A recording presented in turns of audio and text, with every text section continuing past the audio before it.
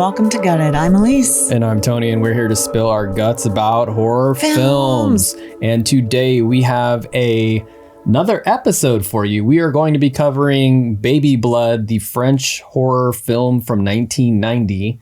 Au début du monde, la Terre était un astre tout juste refroidi, couvert de gargouilles immondes. Toutes ces formes de vie se mirent à se reproduire, toutes sauf une.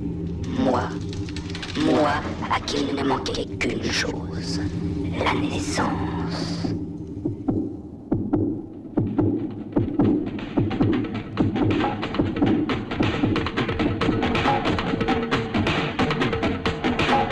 Remember in school or college, have you ever written like a whole essay on a computer and then lost everything? Like my jaws ate it or something.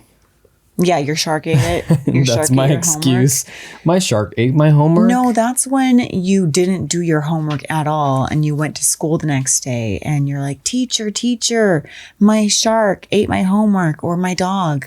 The closest thing that comes to mind as far as like major fails when I had a project was when I was in art school, when I was in grad school, and I was putting together my final show, and I had this big object that I made, and as I was installing it, it disintegrated. It in your broke hands? In my hands, and I had this like, oh shit. Do you have like a moment. sculpture made of flour? It was made out of acrylic, and it was like a geometric sculpture that I had glued up, but the glue failed because I probably didn't know what I was doing well enough. You were a student. You were a pupil. And so I had to just live with it, and I just let it be, and it was what it was, and it was actually maybe for the better. It became part of your sculpture. It did, yeah. Nobody knew, nobody realized, so that's kind of what happens. The thing is, I was there at your art show, and I don't remember this like massive. See, no one remembers the art anyways. It doesn't matter. I remember some of the art. I don't remember anything thinking like that fell apart. That looks like it's broken. Looks like you broke it. Looks like your shark ate your project. Yeah. I remember when I was in school, 5th grade, not grad school, my best friend, Tia, came to school and she's like, I don't have my project because my dog ate it. Did that work? We're like, that's the oldest trick in the book. But it sounded so obvious that we all believed it. And then I told my mom, who knew her mom. She's like, oh no, Tia just didn't do her project. And we're like, oh, why would she come up with this bold-faced lie? So you're saying that's the first time that you've heard that lie? No, we've heard that lie in cartoons and TV shows like, TGIF, but we had never heard it used in real life. So that's why we all believed it. We're like, there's no way that could be a lie because it sounds like an obvious lie. Therefore, it must be the truth. If you're bold enough to use the most obvious lie, then you might get away with it. Yeah, and she did. And my mom had to tell me later that she was lying. And I was like, whoa. I was shocked that lie actually Maybe you're worked. just really gullible. No, we all believed it. So why do you bring up this dog ate my homework kind of... Because our shark ate our footage. We already recorded a whole good-ass episode on Baby Blood. It was really great, guys. We were in the zone.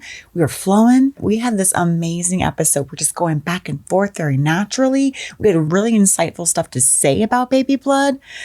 And then we realized that the audio did not record. The audio was recording. It wasn't a user error. This is like more of like a technological glitch. Something happened, and when I went to upload the audio footage, it wasn't there. Such a bummer. We were so crestfallen. After we were done, we were like, yes, awesome. We did such a good job. Good job, us, for finally recording something. Because we've been on this 1990 kick and have really only covered one movie. Two movies, Graveyard Shift and Brain Dead. Right, two and movies. You can kind of count Mikey as but it's 1993. Right, that's 3. Yeah. So after we were done recording, Tony came over to me and he just like looked at me very solemnly. He grabbed me by the shoulders and I was like, what? I thought maybe he had like a surprise for me. And he's like, there's no audio. I thought he was joking. Potato can't believe it either. This is the maybe second or third time that we've had some sort of technical glitch. So that's actually not too bad out of 123 episodes. I think there's a cat over here that's trying to bring us a treat. Jason wants to make sure the audio is working.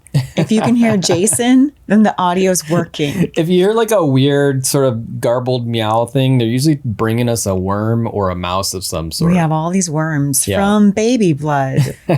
Very in theme with baby blood. All right. So getting back into Baby Blood from 1990. Yeah. And we did watch this a second time. So that's kind of the silver lining of this whole project. Is that we got to watch this movie again because we both loved it. I really did love Baby Blood. And I think that's why we were so sad because we're like, man, we actually really liked that movie. Yeah. Do we just scrap it and go on to the next one? We're like, no, we have to talk about Baby Blood because it was so amazing.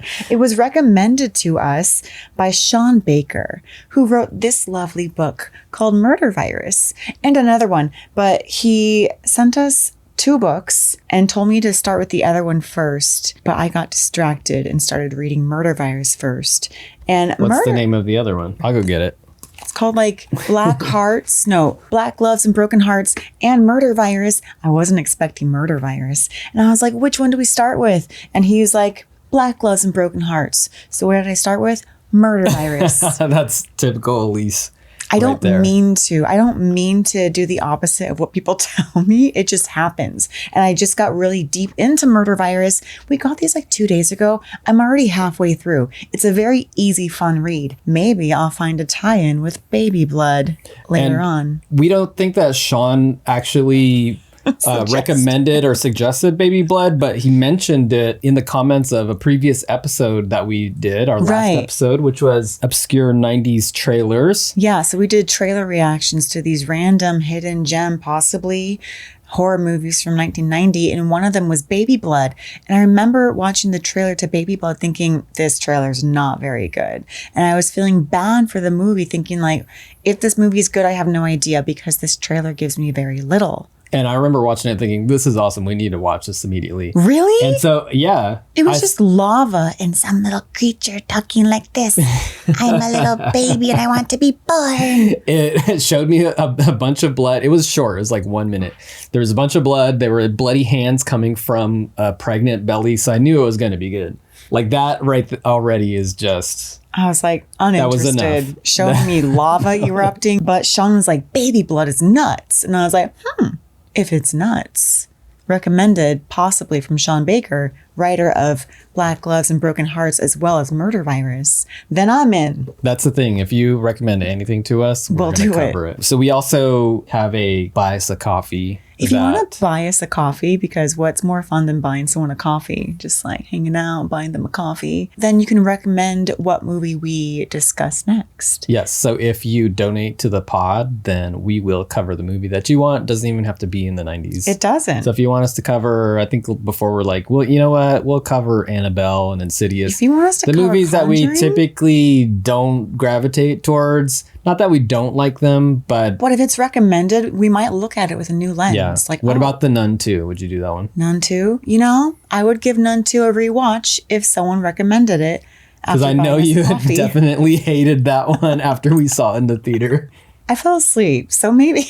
Well, yeah, because it was just people lurking around corners for 2 hours. Lots of lurking. But if someone puts forth the effort to actually buy us a coffee and recommend Nun 2, then maybe I'll be like, you know what? Someone cares this much about Nun 2. I'm going to look at it with a new lens. And maybe there is something redeemable that I can find in there. If you come back at us with some crazy titles that we just don't want to watch, you know what those titles are. It's all the ones that people are obsessed with on the internet. Yeah. So if you have a questionable title, then give us a, backup title. But also some questionable titles I actually enjoy that others don't enjoy. And I won't say what they are, but... Yeah, but you're not going to watch, what's that guy? It's Vomit Gore Punks or whatever, where it's just basically exploitation, extreme cinema. You're not going to watch any of that. Made by film creator John Doe. I talked to him. Not John Doe. This is made by this other guy. It's Vomit Puke Dolls. Oh, I don't know But him. he makes these movies that are just extreme and torture torture and very exploitative. I talked to a performer who she said that her thing is vomiting. After talking to her, that she actually enjoys doing this for films. And then she's cast because of this talent that she has to vomit on film. I had a different perspective and appreciation for this performer. Okay, but this other guy that I'm talking about, I think is known to be very exploitative and also not a good human being. Oh, okay. Well, then no, I don't want to watch his movie. That's what I'm saying. When I meet people in, at horror conventions that have these talents that they enjoy to do, that they enjoy doing, then I look at it from a different lens. Okay. But if it's like, someone that's like exploiting people and like making them vomit and they're not having a good time, I don't want to watch that. Yeah, I'm just going to say it's a hard no. So that's I'm not even going to touch that stuff. We have certain movies that we will kind of not do, and So moving on to Baby Blood. We're definitely doing Baby Blood. So thank you, Sean Baker, for telling us it's nuts, because it was, and very enjoyable. And just a little bit of basic info about Baby Blood. This movie came out in 1990. Obviously, we're still in the year 1990. It is a French film directed by Alain Robach. I don't know if I pronounced that correctly, but, I gave it my best shot. You did. It is commonly regarded as a proto New French Extremity film. That was one of the thoughts that we had, because we hadn't looked this information up yet. We never do when we do the guess the endings. At the halfway point, we were pondering if this movie inspired movies like Martyrs, inspired movies like Frontieres, or L'Intérieur. Yeah, all of those. Which came out in the aughts, like the 2000s. Yeah, so it would make sense that the people who made those New French Extremity movies would have seen Baby Blood and been inspired. We hadn't really heard of any other horror movies coming out of France in 1990. Right. There's Dial Code Santa that came out the year prior in 1989. And then there's this one. And then in 1991, I believe there's a movie called Delicatessen that's kind of like a Sweeney Todd. But those are really the only French horror movies I could find that were near or in the 90s. Yeah. So if you have some other French horror movies from the 90s, let us know. But those were really the only ones that I could find in my search. So we did watch a little featurette of Alain Robach, and he admitted that, there really aren't that many French horror films. And this interview with him was, I think, completed in 1997. So from 1990 to 97, there really hadn't been many.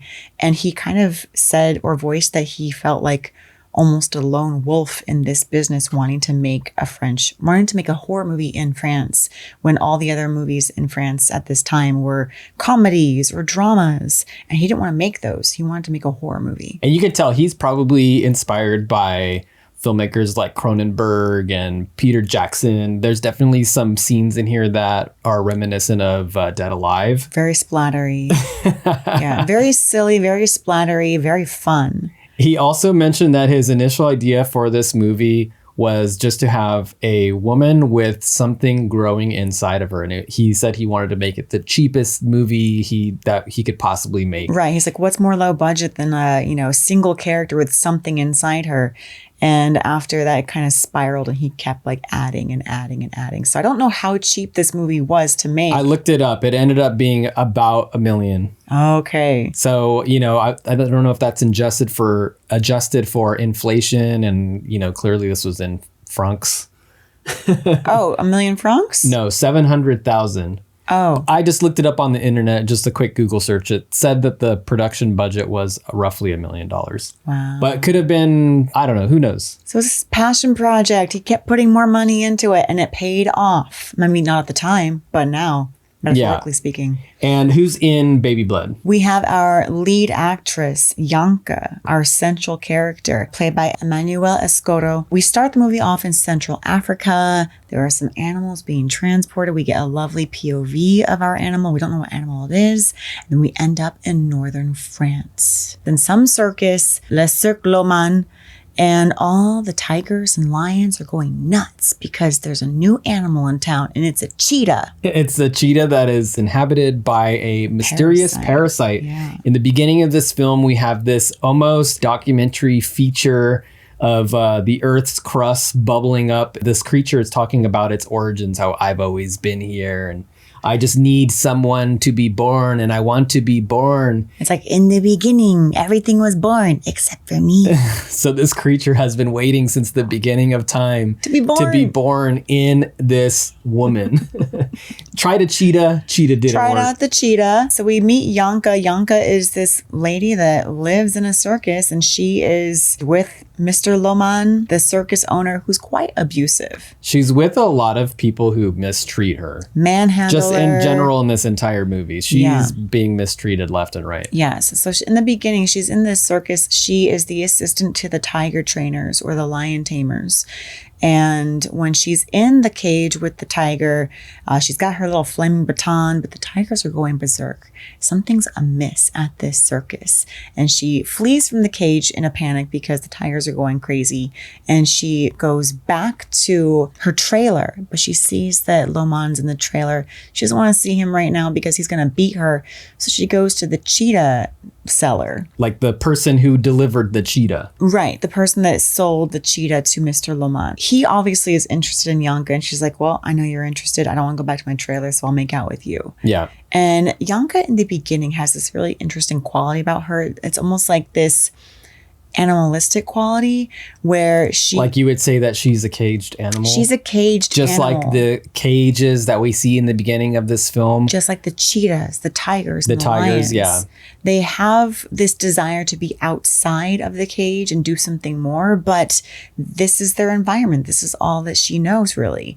And she knows that men want to make out with her. And so if this guy is her out, then fine, I'll make out with this guy.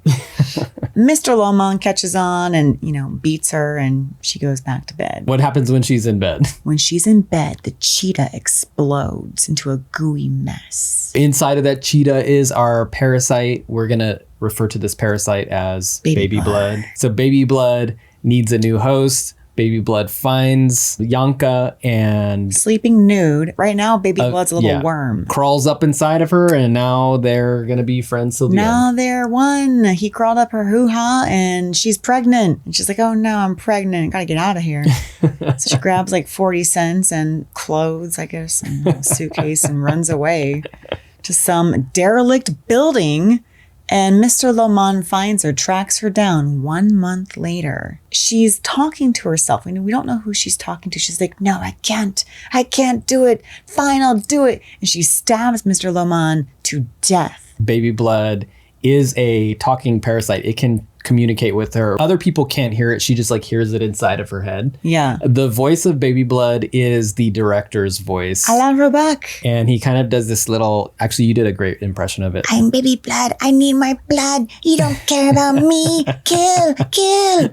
It's sort of like that, yeah. It's kind of cute. Yanka, she's kind of having a rough go in life, just in general. She's kind of aimless in some ways. And until she meets Baby Blood. She meets Baby Blood, and now she is kind of coerced or forced into killing people for Baby Blood.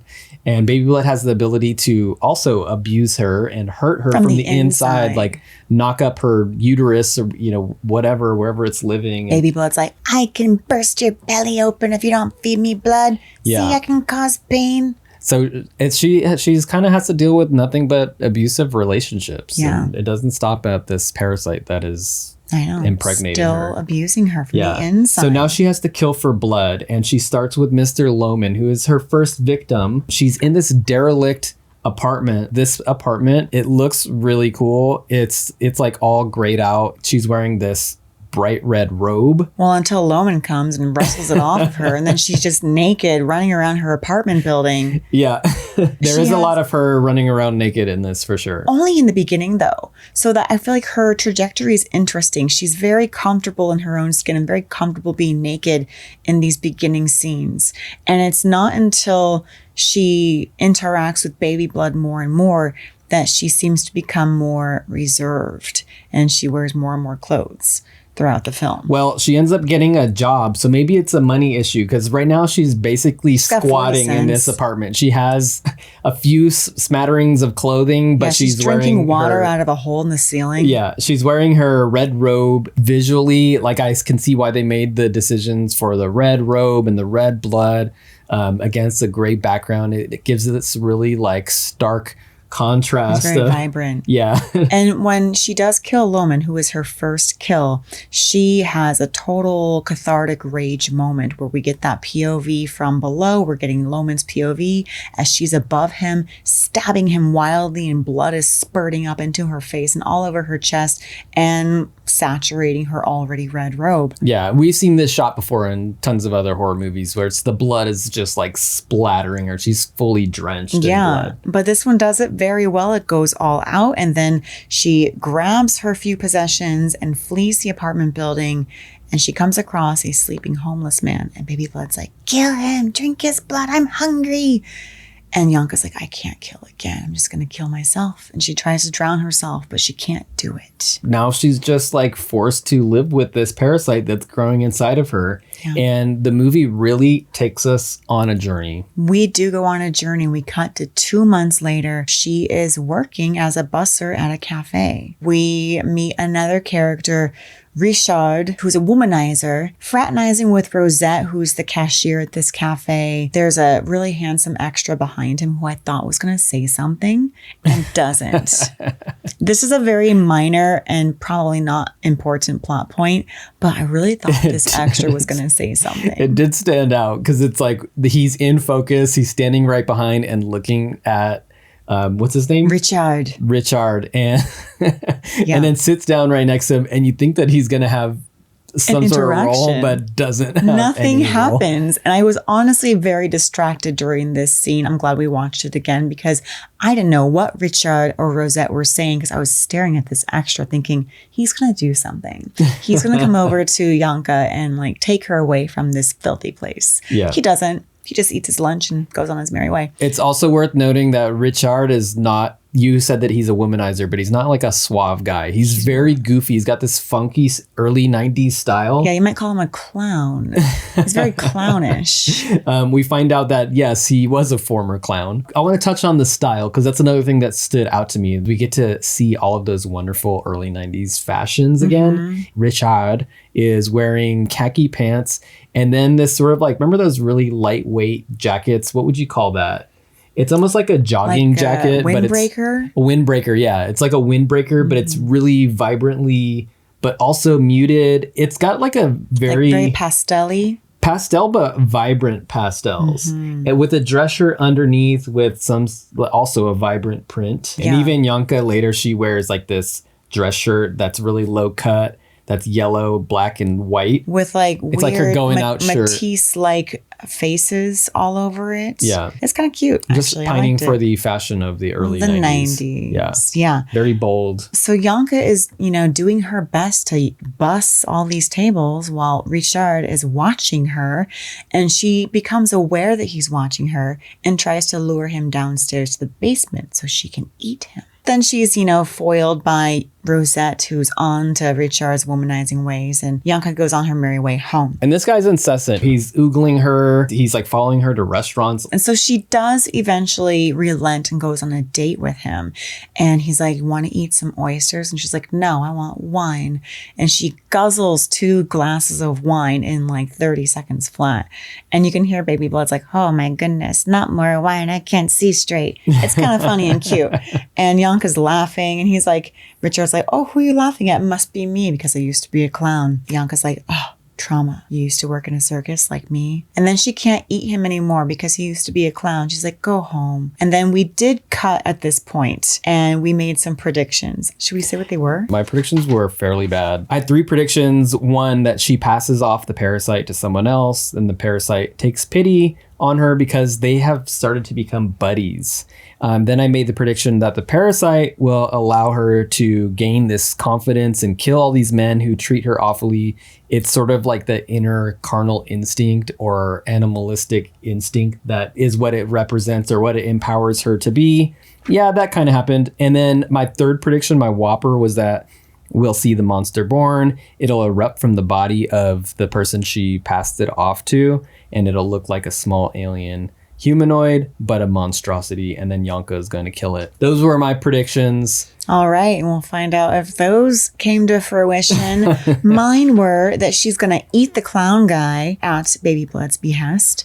My other prediction is that we will cut to 6 months later, and she will give birth to a serpent baby, and then Yanka will burst like the cheetah in the beginning. So sad. So sad. Very tragic prediction.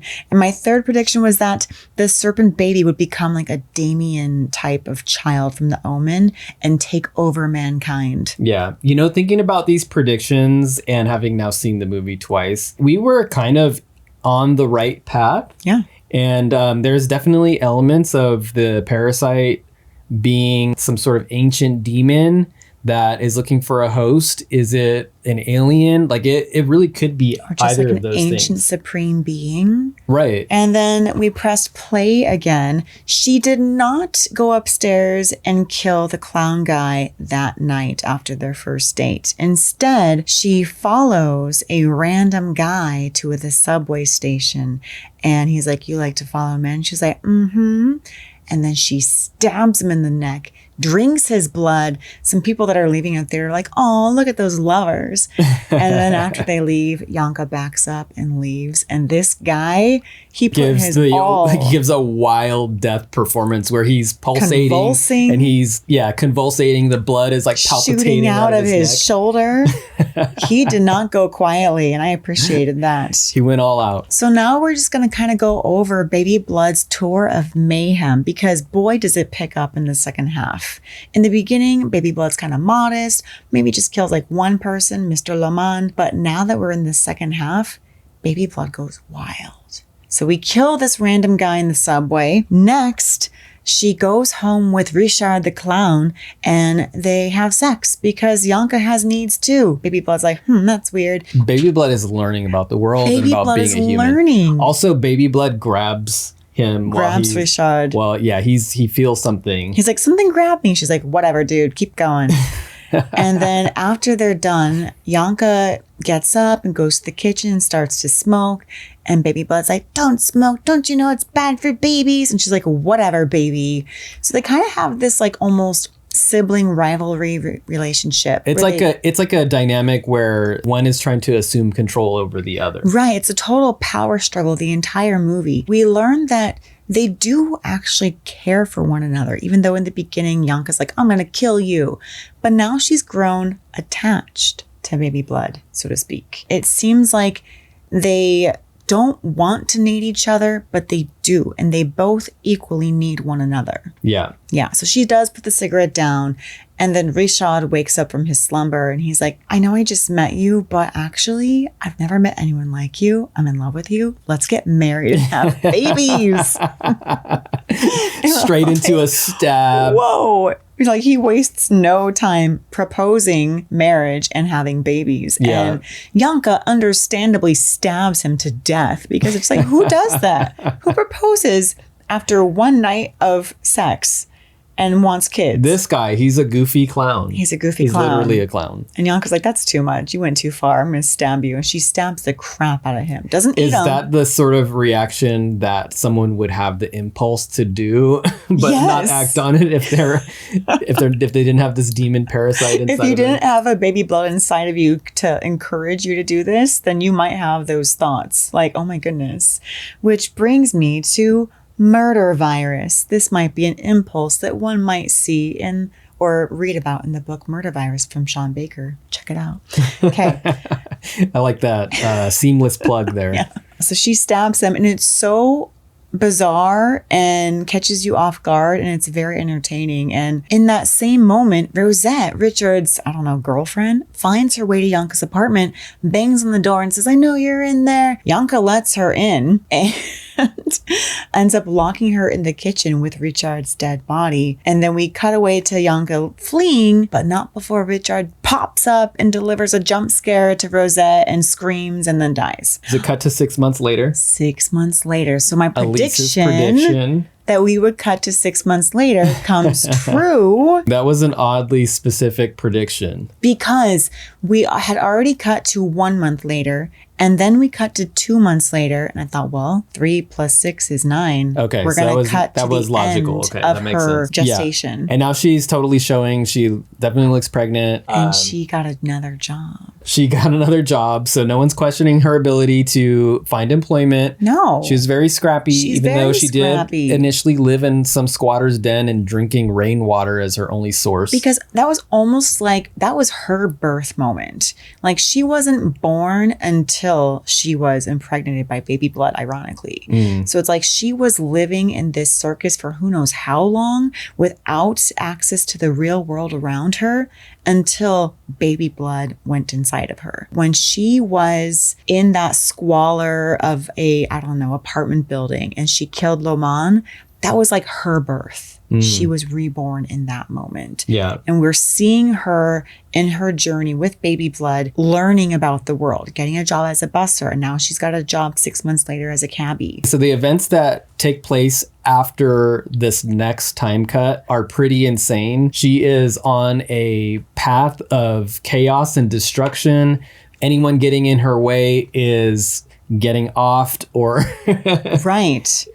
And she encounters all of these different people. It builds up to this moment and to this jump cut, and it really doesn't let up until the very end. It doesn't. So once we get to 6 months later and we see that she's a cabbie, her first, I don't know, passenger that we see is this gambler that has 2 punker responsible brothers who are like, stop gambling mom's money. He's like, whatever, punker brothers, I'm going to do what I want. And he jumps into this cab with Yanka. And then baby blood is like, oh, look at that jogger too. She sees a jogger minding his own business on the side of the road. And with the gambler in the back seat, she runs him down, runs down this jogger, gets out of the car, beats the jogger to death with a tire iron until he's beheaded. The gambler in the back seat screams, gets out of the car, and is crashed into by some irresponsible trucker. That always happens. When you're panicked in the street, you just get run over by a car. You scream, you don't move, and you get run over by a truck. I do remember it was like, this reminded me of a Ben Tramer moment. Right. Halloween 2, Ben Tramer just scuttling across the street and then gets blasted. If you're not paying attention in the street, you're going to get blasted. Get run over by a car. And it's not the main killer's fault, actually. It's your own fault for panicking. Because Yanka did not kill that gambler. The trucker did. Anyway.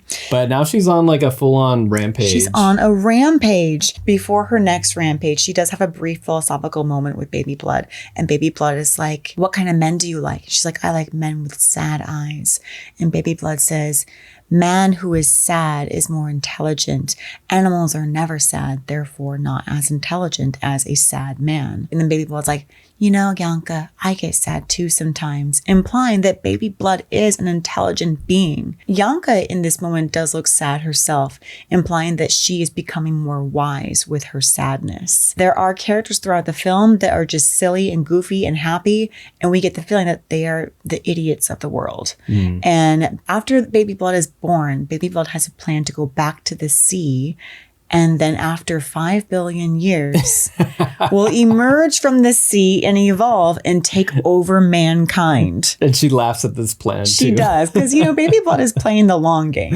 That is the long game. From the beginning of time till, you know, to take billions over. Of years later, Eventually, just waiting for its moment. Is mankind even going to be around in 5 billion years? Probably not. So maybe baby blood's waiting too long. It's going to be pretty easy to take over. I know. I mean, after all the dudes that we meet in the rest of the film, it's not that hard to take over mankind. Yeah. Which brings me to Murder Virus. Anyway, read it. Okay. So after this little brief philosophical moment, Yanka has car trouble and she pukes up blood on some pedestrian. He's like, you're giving birth.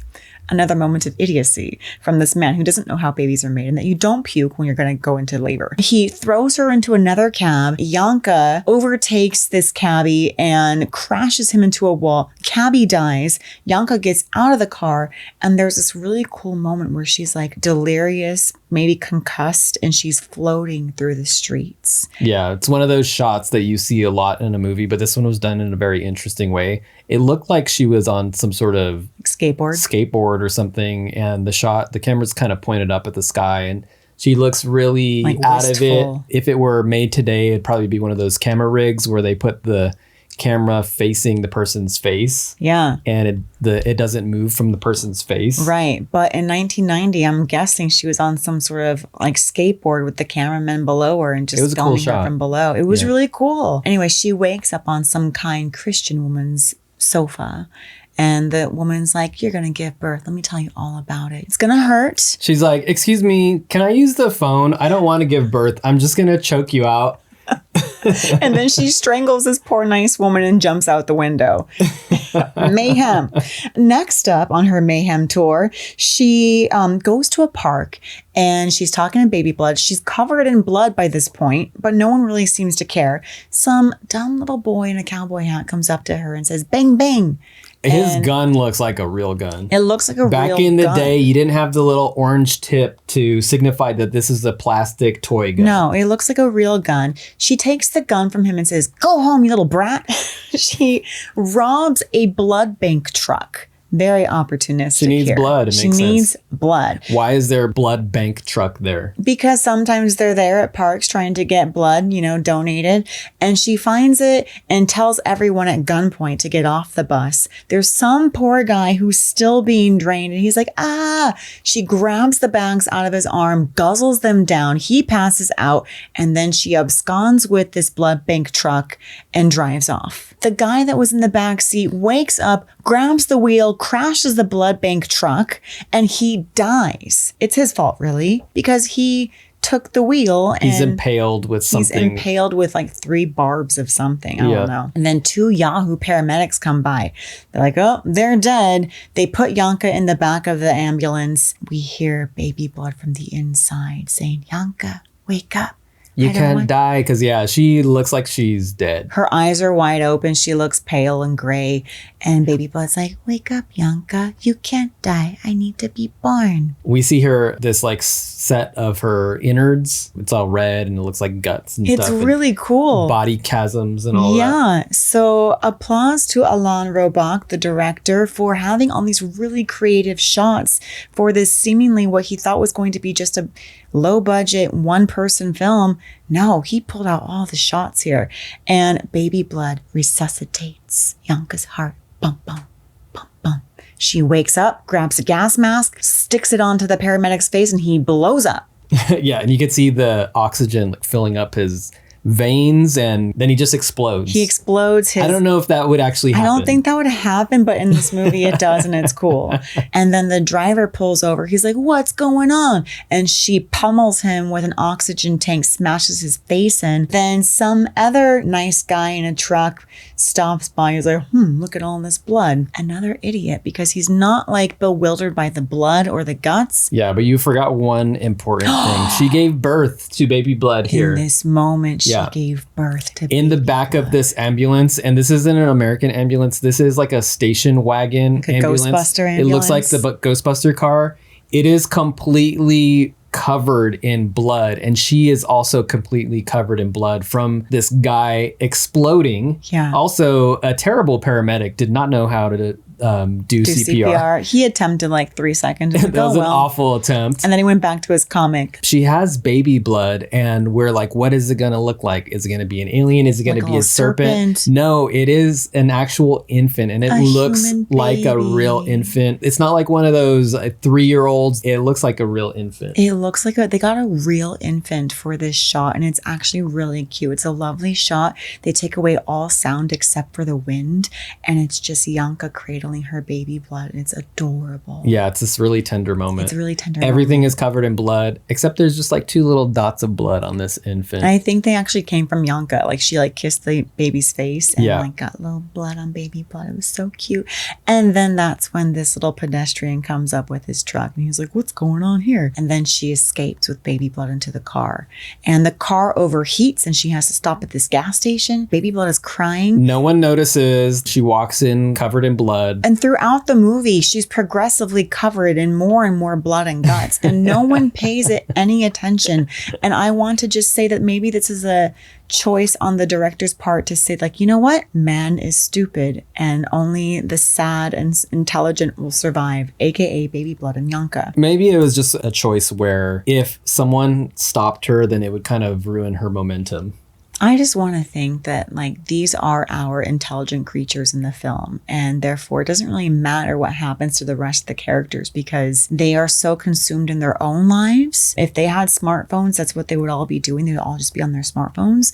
But in 1990, they don't. They have comics, and it's almost like the comic or the magazine is like the 1990 version of the smartphone. So we've always been trying to distract ourselves from what is obviously in front of us, like a woman covered in blood, screaming, begging for help. And you're like, no, I'm busy. So she's at this gas station. She runs inside. She's begging for help. People are ignoring her. The mechanic's like, I'm busy on my phone call, so absorbed in my own troubles. I'm not going to pay attention to this bloody, screaming woman. There's a hitchhiker outside trying to get to La Havre, which we found out that is a beach. It's a beach town. Paris, yeah. And he peeks inside this car with this screaming baby. Baby blood grabs onto the hitchhiker, eats him into a bloody mess. Yanka runs outside to see what's happening, and she pulls the body out of the window. He plops to the ground, and he's totally eaten. His guts are like he's been eviscerated. Got a full like body chasm with these big giant like tooth piercings or something. All these pock marks all over his body. And then she looks to see where baby blood is, and out plops the shell of a baby. And you're like,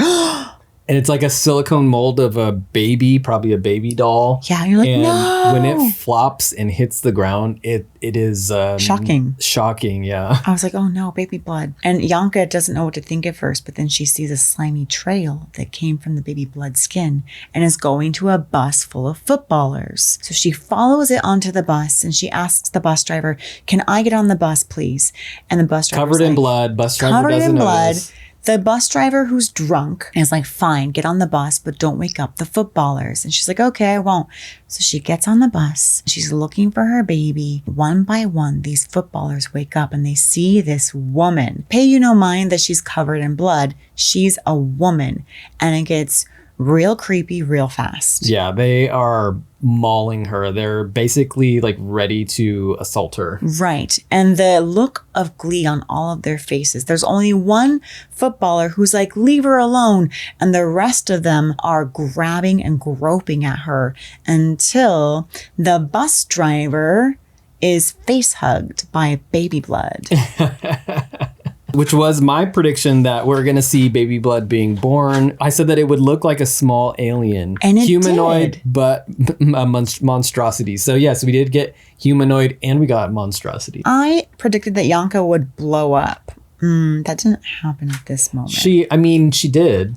Okay, hold on. So while the face hugger baby is on the bus driver, Yanka is able to burst free from the footballers and runs over to the steering wheel to take control of the bus. Yeah. And all the footballers see the monstrosity and they're screaming. They're all in the back of the bus. And Yanka, cool as a cucumber, is steering this bus. Did you get Speed vibes? I did. She's like, it's like two people in the front of the bus. It did really feel like a scene of Speed where they're trying to like when Sandra Bullock is leaning over Sam's body and Sam's shot in the shoulder. She's like, I got the wheel. Anyway, Yanka is Sandra Bullock and baby blood on the face is, Sam. And then she steers the bus straight into a sign. I thought it said explosion at first. It just says love and it explodes. The bus erupts into a giant ball of flames and you're like, wow, everyone died. Shocking. Yeah. It was shocking. So I did have a prediction that Yanka would blow up after giving birth to baby blood. But you were predicting that she would blow up in the way that the cheetah blew up in the beginning. Exactly. So half a point for that one. I did predict a serpent baby would emerge though. Yeah, it was squid-like alien. Yeah. And then our last shot of the film is we follow a bloody trail to the beach, into the shore and into the ocean. Baby blood made it to the sea. And now we just have to wait 5 billion years for baby blood to take over. Part 2. Or we could wait until 2008 to where Yanka becomes a detective in the sequel, Lady Blood. Lady Blood. Which is not directed by Alain Rabach. No, it's directed by, I have the name here, Jean-Marc Vincent. Also, we tried finding the trailer for this movie, and we tried finding anywhere where we could watch this movie. It is pretty hard to find. Cannot find it. Apparently, you can find it on German Amazon. German Amazon. I found like a DVD on German Amazon, and I was like, is that real? I don't know. This sequel was not very highly regarded. I don't care. If you have 1 star to your name, I will still watch it and give you a shot. But it also stars Emmanuel Escuro, who we thought blew up in Baby Blood. So yeah, we find out that she survived. She survived. But in this movie, if we just look at this movie, it does not look like she survives. It looks like she does a whole self-sacrificial moment. Yeah. She blows up the bus full of gross footballers so that Baby Blood can get away and crawl away to the ocean. Yeah. So she self-sacrifices. At least and the credits are so odd. It's like a little child singing like a nursery rhyme with lapping waves in the background. From beginning to end, like all of these choices were so artistic and thoughtful and creepy. Yeah. Good job, Alain Rabach. Applause. Yeah. So yes, we clearly both really enjoyed this movie. I think it is one that a lot of people know about now. There is a Kino Lorber 4K and Blu-ray that came out in 2019. I think the 4K came out like a couple years ago. I think there has been a little bit of a cult following for this film. I had no idea. I had never heard of it before we saw the list of movies from 1990. And then we did see that it was on Shudder. I had also not heard of it. Someone who did a YouTube review was talking about it being a proto New French Extremity movie. It's super it comes like it predates French Extremity movies by like almost 13 years. Yeah. So good job, Baby Blood. Good job. Good job. Yes, we both highly enjoyed this movie. Highly enjoyed it. Thank you, Sean Baker, for kind of recommending it. And now let's give it some awards. All right. Let's give it a Best Intestines. Tony, which character gets your award for Best Death? The man in the suit who overacted that death scene like no one's business, convulsing, palpitating, shaking. And they lingered on him and on that shot for a bit too long in a way that made me love every second of that. Yeah, it's sort of like her second kill after Mr. Loman. She finds that guy in the subway and stabs him in the neck, drinks his blood out of his mouth, and leaves him there to die. Yeah, we have no idea who that character is or what his deal is, but he gave us a really impactful death scene. Yes, he really gave us his all. My Best Intestines goes to that poor jogger minding his own business. Not only does she run him down with her car, but when she gets out of her car, she beats him to death with like a jack or a tire iron until his head comes off. That was shocking. Shocking. She drinks his blood and then she kicks his head. Yeah, that was a cool death. Good job, jogger. All right, let's move along to our First Aid Kit award. Elise, what character that died in this movie gets to come back to life? You know, I would give it to that kind woman that put her on her couch and was trying to explain to her what's going to happen during birth. And Yanka just strangles her and jumps out the window. Doesn't even drink her blood. Useless death, not needed. Poor lady. I'm going to agree with you 100% because, yeah, that lady was just being a good Samaritan. But by this Gets point, strangled. Baby Blood and Yanka are on a roll. They're like, everyone in our path, kill, kill, kill. Yeah. Okay, and we're adding a spleen stealer because there were a few memorable under the radar performances that Elise would like to mention. I really would. I just really want to give a spleen stealer to that extra in the cafe who we thought was going to have a bigger moment. But he's a very handsome man with dark blue eyes and long hair and does look very interesting. Like he's going to do something and he doesn't do anything. Absolutely nothing. He just has a work lunch by himself. I remember I made a comment how it was probably just the person who was pulling the focus for the camera who messed up, and he was supposed to be slightly blurred, but he ended up being perfectly in focus. Because how could you not focus on him? He's beautiful. Or he missed his mark, maybe on purpose, maybe on accident. He missed it by like 6 inches, and now all of a sudden he's in focus. He's like, I want to be focused. He was not supposed to be in focus. I'm the star of Baby Blood. he was definitely a spleen stealer. I was also trying to bring him down a peg because I was feeling jealous that you were so enamored by this I was guy. giving him too many awards. I will rein it in, and I will only give him a spleen stealer at the moment. And I gave my spleen stealer award to those 2 fashionable punk gamblers who happen to be this guy's brother. The Gambler's also, brothers. just random characters. We got the backstory of this gambler for almost no reason at all. Yeah, but these punkers are very responsible. They're like, stop gambling away mom's money. And the gambler's like, whatever, dudes. And you know what? I think that is something that is an interesting choice in this movie is that all of these tiny little characters, like the truck driver and this gambler, they all got these little moments of character development. Yeah, like this truck driver, he's like, well, I'm Romanian by blood. I was in the war and I was gay. And now I'm interested in women. I'm going to see where that goes. Yeah. And you can like, what? See, you could see that as unnecessary, and it is unnecessary, but it's so weird that I think that it's kind of what it really adds to the film. Moving along to our Axe Award, Elise, is there something in this movie that you need to get rid of? I'm changing this award to the axe or add.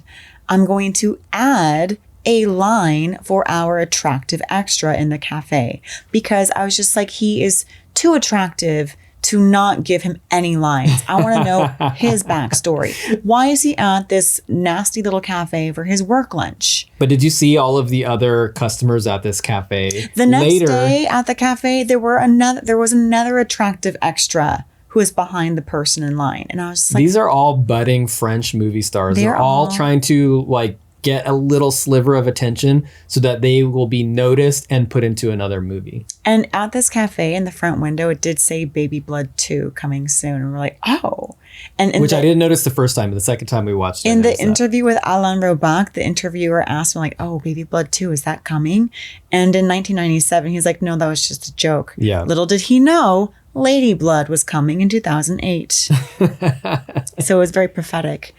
Anyway, what are you going to axe or add? I am going to axe the lion taming events. I don't think they do animal acts like that in circus performances anymore. Just look to events like Siegfried and Roy getting mauled, or it's just, you know, animals shouldn't be put in this situation where they are caged up and forced to perform. But very much like Janka. Right, just like Janka. I feel like Alain Robach was trying to like shine light on these animals that are very stoic and have a sadness in their eyes, and therefore perhaps more intelligent than the average human who is just laughing their asses off at women and, like, I don't know, they look really bloody. I understand why it's in the film, and yeah, we could axe it. Yeah, we're gonna axe it for the modern day audience. We're axing all animal acts in general in circuses. Yes, there is a reason why they put these laws into effect. Yes, to protect these creatures who need to be protected. Second Kidney Award. I'm going to give my Second Kidney sequel to Janka and Baby Blood, because they do get a sequel called Lady Blood in 2008. So is this going to be a buddy comedy? It's a buddy comedy. Or is it going to be a film in which Janka becomes a detective and then starts noticing that there's all these mysterious deaths? And she's like, that must be Baby Blood. Yes. And so 5 billion years? What a lie. What a liar, because he obviously evolved enough to make it to the ocean. So Baby Blood evolved from human baby to serpent baby pretty quickly. So I feel like Baby Blood just didn't know how long it would take to evolve into something else. It doesn't take that long. Yeah, maybe its concept of time is way skewed. off. So 5 billion years is really just nothing, like 5 weeks. 20 years or something 20 like years, that. 18 years. 18 years, yes. 18 years into the future, Baby Blood has evolved into taking over mankind. And Janka is pursuing Baby Blood. And we're going to think that Janka wants to find Baby Blood to stop Baby Blood. But actually, she wants to join forces with Baby Blood. And then it becomes a buddy cop comedy. All right. I'm giving my Second Kidney Award to the jogger who is jogging at night. Really, you should not be jogging at night. But this is going to be a serious French film because there were not that many horror films in France at the time. And we listened to the interview by Alain Robach, and he talks about how everyone just wanted to make these serious films. So we're going to follow this jogger in a Jean-Luc Godard style French film very serious. Black and white. Yeah, black and white. He is escaping his lover, takes a jog at night. Then he gets hit by this car. And then we realize that we're in Baby Blood. That we are a prequel to Baby Blood. Yeah. Yeah, I like this. And if it's like shot in real time, like he is jogging for an hour and a half, and we're just hearing his inner dialogue of to date or not to date, to be in this relationship or not to be in this relationship. And then in the end, he's like, I've come up with a solution. Then smash, hit by a car. Smash, yeah, exactly. Yeah. And he does say thank you still. Thank you. Thank you. And we never get to know what his decision was. Very that's French. the thing. That thank you then carries so much more so weight. much weight. Yeah. Thank you. Yeah. Could you imagine ending your movie on thank you and then getting hit by a car. Hit by a car. And then beat to death with a tire iron. That's like the post-roll credits. Cool. All right. How about a silver gut? What element gets your second best award for the whole film? My silver gut is going to none other than Baby Blood himself, the tiny parasite that could. Yeah. And the reason why is because it's all about the growth and the journey of this this parasite that is learning how to become a human. It starts off as being abusive and being very controlling. But because he doesn't know any other way. He is growing up in this environment, like the circus, that is very abusive. Yeah. So Baby Blood is kind of like a product of its environment and thinks that this is the way until he learns that it doesn't have to be the way. Yeah, and so then starts pondering things like what is sadness and... Yeah, what does it mean to be intelligent, an intelligent being? Yeah. So Baby Blood, yes, I loved it. Very philosophical. Yeah. My silver gut goes to Baby Blood and Yanka as a duo. And kind of for the same thing, like they had this whole tumultuous relationship, this back and forth, this constant power struggle to see who could overcome who. And in the end, they learn that they don't want to overcome one another. They want to be one. They don't want to be separated, even though they know that they have to separate in order to grow. And in the end, Yanka commits the ultimate self-sacrifice. I feel like that was accidental at the end. I don't think she meant to. I think she did it on purpose. She did it on purpose to blow up all of these awful footballers so that Baby Blood could slither away. Yeah, she definitely does it on purpose. She's looking right at it. She's not batting an eye. She's just like, yep, here we go. Boom. Oh, man. And that leads us to our final award. Elise, what gets the coveted Golden Gut Award? Okay, so I originally was thinking it's going to Baby Blood's tour of mayhem and all of the gore and practical effects. But the thing is that it's so pervasive. It happens throughout the entire movie, especially in the second half. And I really applaud the director, Alain Robach's decision to like not go the cheaper route and just have it be about this one person, to make it about all of these events and this person. I'm going to ultimately give it to the director, Alain Robach, for making an excellent film. I love that decision. Yeah. I gave it to Yanka's journey. So very much like you, I do think that this movie is fueled by this kind of series of events that just increases and gets crazier and crazier without it needing like a rising tension soundtrack as well. Right. Felt like, man, this is just going crazier and crazier. It really did build. And then we did have a few moments like when Baby Blood is born where it just cut out sound completely except for the sound of wind. Yeah. And you're like, oh, what a beautiful moment to give us that. To not cue us with a score or a swelling soundtrack. To be like, oh, this is emotional. No, to just like let it be in the moment with just wind. Yeah. So many really well thought out elements of the film. This was a film that was nuts. Thank you once again, Sean, from the Horror Vision for the recommendation or the inadvertent recommendation. So, okay, that brings us to our blockbuster rating. Tony, would this be a staff pick, a main shelf, a dollar rental, a bargain buy and keep, or a back alley dumpster? I'm going to go with a staff pick, and this is going to be a select staff pick when we're covering international hidden gems from the 90s. Mm-hmm. So it has a lot of qualifiers, but it was a fantastic film, and I really enjoyed it. I would recommend this to anyone who has not heard of it. Just pop it in, don't explain it too much, and just see what their reaction is. Yeah, just show them the trailer, honestly, and be like, you know what? It's leagues better than this trailer. If you hated this trailer, you're going to love this movie. What's your blockbuster rating? You know, I'm going to give it a staff pick also for when I have months of Yeah, hidden horror gems from the 90s. Not just like international hidden gems, but just like hidden horror gem from the 90s. This would definitely be in there. For a letterbox rating, what are you giving this? Okay, I was wavering between like a 4 and a 4.5, but I think ultimately I have to give it a 4.5. Wow. Because I just was so blown away by it. I enjoyed it immensely the entire time, and I love the trajectory that it took us into. It does start off with a bang, but then the intensity in which it increases really goes at a lovely pace in the second half. Yeah, I mean, I'd probably give it a 4. I don't know if I can give it a 4.5, but I did appreciate everything about this film. So Yeah. yes, what you said, double. Well, where I said double would be a 9. What you said, minus half a star. Cool. And so that makes our letterboxed rating, possibly anywhere between a 4 and a 4.5. Yeah. But since I do the reviews, it's going to be a 4.5. And that's okay, because that means that maybe it'll encourage more people to watch this. Yeah.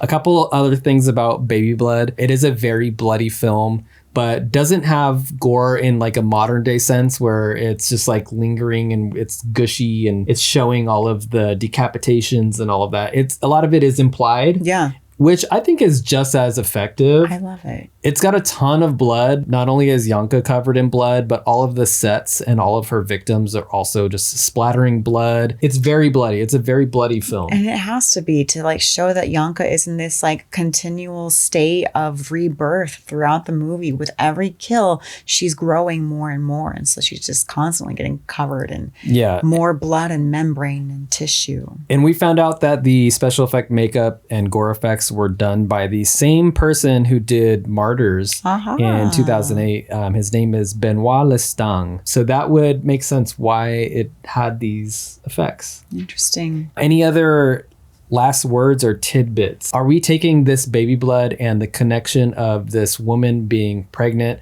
metaphorically? Is it teaching you some sort of societal lesson about motherhood or maybe postpartum depression or anything like that? Or are we just letting it be just this batshit crazy B splatter movie? I'm letting it be batshit crazy, and it is what it is. It's not in her head. She's not conjuring up baby blood as a way to grapple with being pregnant.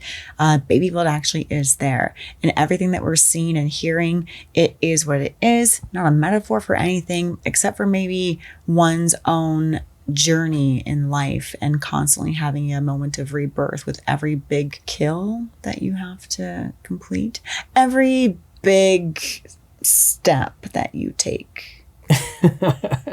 I'm sure all the metaphors are there if you would like them to be, or you could just enjoy this as a fun film with a lot of blood. It is a fun film. But yeah, I would say that the ultimate metaphor for me would be that it's about self-discovery and rebirth. Yeah. And friendship within yourself, loving yourself. This woman's way of dealing with all of these awful people in her life. Yeah. And Baby Blood is also an awful thing that's in her life, but she does overcome it. Also, I feel like that Baby Blood is not a villain. Like I said before, Baby Blood was being caustic and controlling because that's what Baby Blood was hearing in its environment. It was surrounded by all these men that were constantly trying to control Yanka. And there are even moments when she's just walking down the street and some random extra walks up to her and grabs her by the shoulders, examines her, and keeps on walking. And she never tries to get out of his grasp or anything. She just accepts that this is the way it is, that she's going to be manhandled at every step of the way. Yeah. And so I think when Baby Blood is first forming, Baby Blood is learning that this is the way. And then Baby Blood starts to question, like when she's in the truck with that truck driver and the truck driver grabs her knee and Baby Blood says, "Why did he grab your knee?" And Yanka's like, "I don't know, he's being nice." Because she has a distorted view of men also until she starts to learn. And the two of them, Baby Blood and Yanka, both learn that they're not doing this to be nice. They're doing this to control you. And you have to get the upper hand. Oh, okay. So maybe there are some deeper themes and meanings that you are deciphering from this. Yes. And that's why it gets a 4.5. Exactly. If you haven't seen it, you should check it out. It's on Shudder. If you have watched this far, thank you so much for watching and or listening. Like, subscribe. Oh, make comments on YouTube and push us out to the algorithm. Do all that stuff. If you want to support the channel, we have the buy me a coffee. It is buymeacoffee.com/Gutted Horror Podcast. Help us grow, help us get out there, and we really appreciate it. And thanks so much for joining us on this episode. Hopefully we recorded the sound this time. This has been another episode of Gutted.